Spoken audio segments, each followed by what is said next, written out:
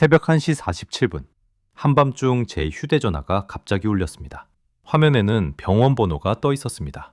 그 순간 심장이 철렁 내려앉았습니다. 여보세요? 전화기 너머에서는 다급한 간호사의 목소리가 들렸습니다. 박정호 어르신 보호자분 맞으신가요? 현재 서울중앙병원 응급실로 이송되셨습니다. 가족분께서 바로 와주셔야 합니다. 저는 그대로 얼어붙고 말았습니다. 아버지는 올해 79이셨습니다. 어머니가 돌아가신 뒤 인천의 오래된 아파트에서 혼자 지내고 계셨습니다. 제가 전화를 드릴 때마다 아버지는 늘 말씀하셨습니다. 잘 먹고 있다. 잘 자고 있다. 아무 문제 없다. 그런데 왜 갑자기 응급실에 계신 걸까? 그날 밤 밖에는 거센 비가 내리고 있었습니다. 저는 거의 정신없이 병원으로 차를 몰았습니다. 머릿속에는 단 하나의 생각뿐이었습니다. 제발 아버지만은 괜찮으셔야 한다고. 응급실에 도착했을 때 저는 병상 위에 누워 계신 아버지를 보았습니다. 얼굴은 창백했고 몸은 믿을 수 없을 만큼 말라 있었습니다. 팔에는 여러 개의 수액줄이 연결되어 있었고 옆에는 산소호흡기가 놓여 있었습니다. 저는 한동안 아무 말도 하지 못했습니다. 그리고 그때 침대 옆에 놓인 진료 기록이 눈에 들어왔습니다. 거기에는 이렇게 적혀 있었습니다. 위암 3기. 그 순간 주변의 모든 소리가 사라진 것 같았습니다. 저는 그 자리에서 그대로 굳어버렸습니다. 왜냐하면 저는 아무것도 모르고 있었기 때문입니다.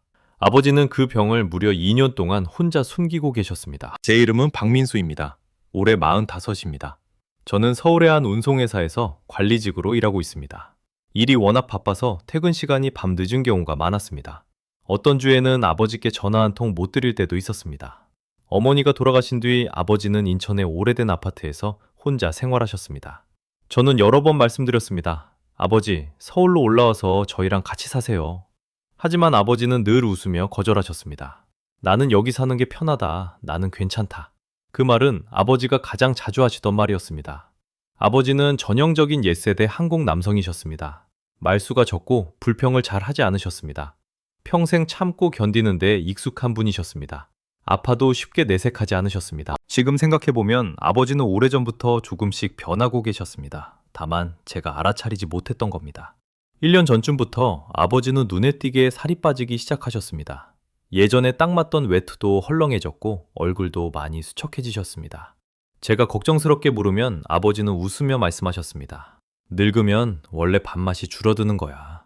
한 번은 가족끼리 식사하던 중 아버지가 갑자기 젓가락을 내려놓고 배를 오래 붙잡고 계셨습니다. 아버지, 어디 아프세요?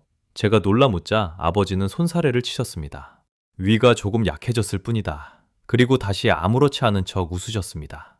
늦은 밤 영상통화를 하면 아버지는 늘 피곤하다며 금방 전화를 끊으셨습니다.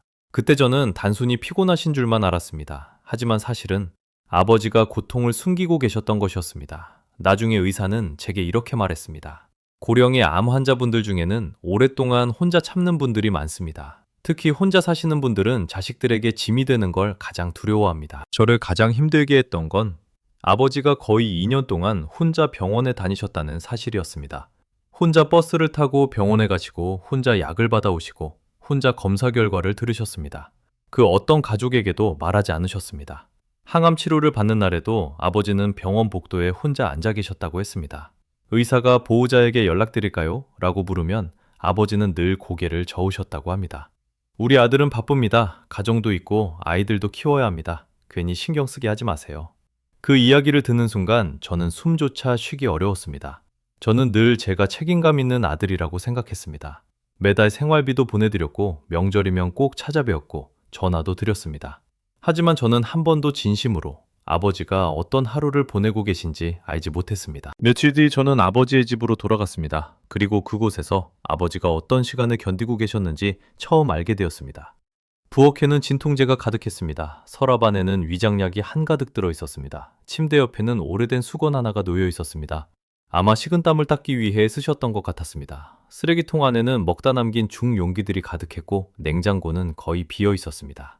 이웃 주민은 제게 이렇게 말했습니다. 요즘은 밤마다 늦게까지 깨어 계셨어요. 어떤 날은 새벽까지 복도에 앉아 계시기도 했습니다.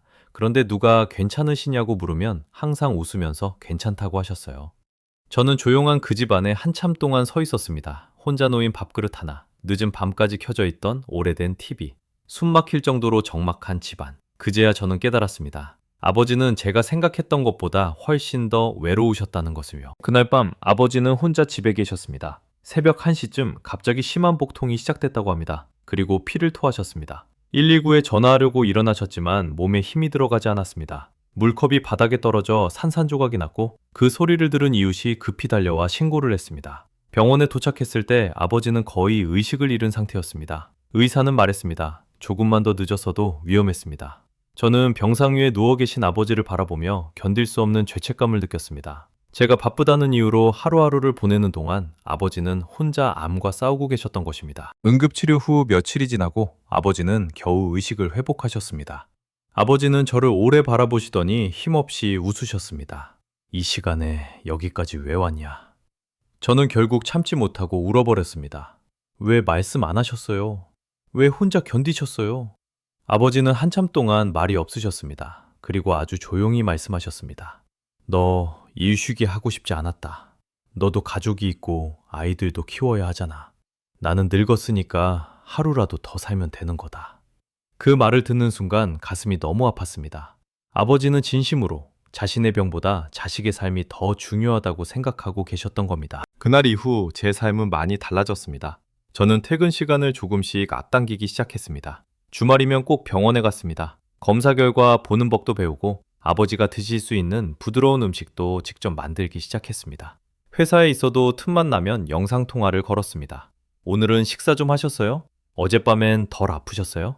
처음에는 아버지가 늘 말씀하셨습니다. 그렇게 자주 안 와도 된다. 나는 괜찮다. 하지만 저는 알고 있었습니다. 아버지는 끝까지 자식에게 부담이 되고 싶지 않으셨던 겁니다. 어느 날 오후 제가 병실에서 사과를 깎고 있는데 아버지가 아주 작은 목소리로 말씀하셨습니다. 이렇게 누가 옆에 앉아서 같이 먹어주는 게 참 오랜만이구나. 그 말을 듣고 저는 한동안 고개를 들 수 없었습니다. 그제야 깨달았습니다. 아버지에게 필요한 건 양만이 아니었습니다. 혼자가 아니라는 느낌이었습니다. 어느 날 담당 의사가 제게 조용히 말했습니다. 지금 한국에는 아버님처럼 살아가는 노인분들이 정말 많습니다. 병보다도 자식에게 짐이 되는 걸 더 두려워하시죠. 많은 분들이 병을 일찍 발견하고도 몇 년씩 혼자 숨기며 견디십니다. 자식이 일 쉬는 것도 싫고 돈 쓰는 것도 미안하고 걱정 끼치는 것도 싫으신 겁니다. 그 말을 듣고 나서야 저는 진심으로 이해하게 되었습니다. 부모님이 늘 괜찮다고 말하는 건 정말 괜찮아서가 아니라 자식을 너무 사랑하기 때문이라는 걸요. 그래서 저는 먼저 자식들에게 말하고 싶습니다. 부모님께 단순히 밥은 드셨어요? 괜찮으세요? 라고만 묻지 말아주세요. 왜냐하면 많은 부모님들은 가장 아플 때조차도 괜찮다고 말씀하시기 때문입니다. 조금만 더 자세히 바라봐 주세요. 살이 갑자기 빠지진 않았는지, 잠을 잘 못 주무시는 건 아닌지, 식사를 자꾸 남기시는 건 아닌지, 계속 피곤해 보이진 않는지 말입니다. 가끔은 함께 병원에 가드리는 것만으로도 늦기 전에 부모님의 고통을 알아차릴 수 있습니다. 그리고 부모님들께도 꼭 말씀드리고 싶습니다. 제발 혼자 너무 오래 참지 말아주세요. 자식들은 바쁠 수 있습니다. 표현이 서툴 수도 있습니다. 하지만 우리를 가장 아프게 하는 건 부모님이 힘들었다는 사실을 너무 늦게 알게 되는 것입니다. 어떤 자식도 부모님이 혼자 병원에 가시는 걸 원하지 않습니다. 어떤 자식도 부모님이 밤새 아파하면서도 괜찮다고 말하는 모습을 원하지 않습니다. 때로는 강하게 버티는 것보다 솔직하게 말해주는 용기가 더 필요할지도 모릅니다. 나 지금 많이 아프다. 옆에 있어 달라. 그 한마디를